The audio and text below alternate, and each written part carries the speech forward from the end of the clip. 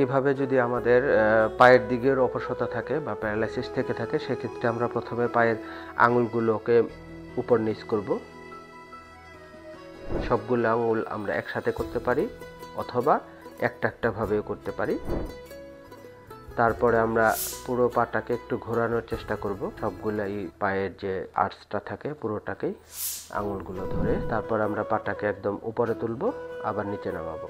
এটা বেশিরভাগ ক্ষেত্রেই টাইট থাকে, নিচের মাংসপেশিটা অনেক বেশি শক্ত থাকে, এটা উঠতে চায় না। কিন্তু আমাদের এটা আস্তে আস্তে প্রেসার দিয়ে উঠানোর চেষ্টা করতে হবে, কিন্তু অনেক জোরে চাপ দেওয়া যাবে না, যাতে আমাদের এই নিচের মাংসপেশিতে বেশি ব্যথা হয়। কারণ অনেক ক্ষেত্রেই পেশেন্টগুলো বেশি সেন্সিটিভ থাকে ব্যথার কারণে।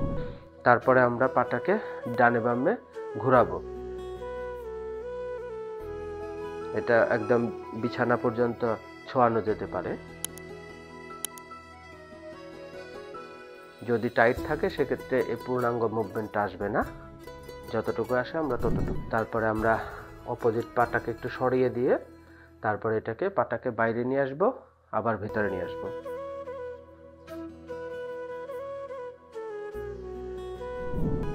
তারপর আমরা হাঁটু ভাঁজ করে পাটাকে বুকের কাছে নিয়ে যাব, যতটুকু নেওয়া যায়, আবার সোজা করে দেব।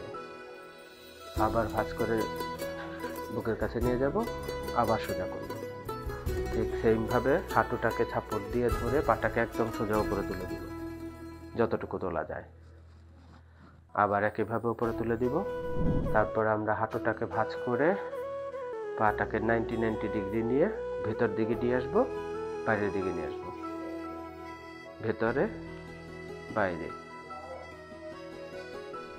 তারপরে আমাদের শেষ ব্যায়াম, যেটা পাটাকে ধরে পুরো পাটাকে হাতের মতো করে ঘোরাতে হবে।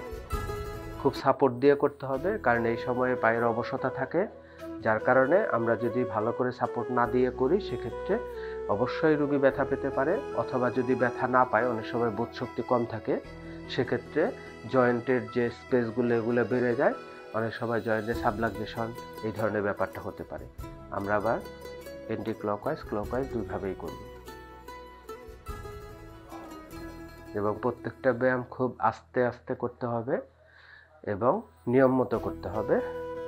প্রতিদিন 10 বার থেকে 15 বার করে দিনে 2 ঘন্টা পর পর, অথবা কমপক্ষে 3 বার। ধন্যবাদ।